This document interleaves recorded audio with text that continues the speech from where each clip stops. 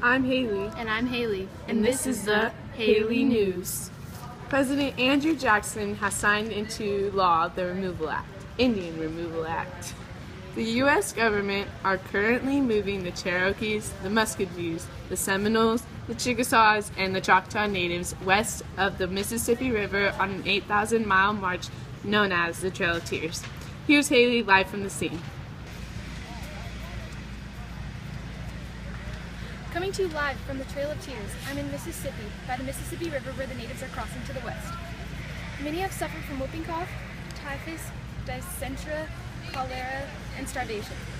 Meanwhile, they have to endure torrential rains and many other brutal. About 2,000 have passed, and if these conditions continue, then many more will. Now back to you. Many Americans perceive the Indian nations to be standing in the way of the rapidly growing United States. In conclusion, they propose the Indian Removal Act of 1830. In removing the groups, they plan to open up 25 million acres of land to white settlement and slavery. Haley just got back from the Trail of Tears, and we will now be viewing letters and answering any questions that the viewers may have about this topic.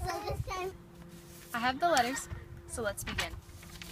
This letter from President Jackson, commenting on the Indian removal, he says, "It gives me pleasure to announce to Congress that the benevolence of the government steadily persuades for nearly 30 years, in relation to the removal of the Indians beyond the white settlement, is approaching to a happy consummation.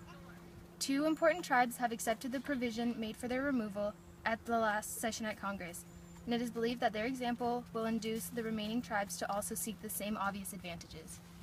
We have a question from a viewer, and he's wondering, has anyone ever tried to protest the act?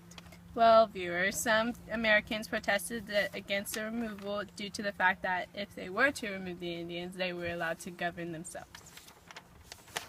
Oh, here's another question. It says, what was Jackson's attitude towards the Native Americans? He described them as children in need of guidance. We got another one. Is there any treaties that made the removal beneficial towards the Native Americans? Asked by one of the viewers. Well, the Chickasaws signed a treaty which states that the federal government would provide them with suitable western land and would protect them until they moved. Meanwhile, Congress is raising tariffs again, causing states to threaten to secede. In addition, President Andrew Jackson has won presidency again. He plans to withdraw all government deposits from the bank's branches and put them in state banks, aka pet banks, for the Democratic Party's loyalty. Lastly, the bank has stopped accepting paper currency. Also due to the collapse of the credit system, banks have closed and cost people their savings, bankrupted hundreds of businesses, and put people out of occupation. And that's it for today, folks. We'll see you next time on The Haley News.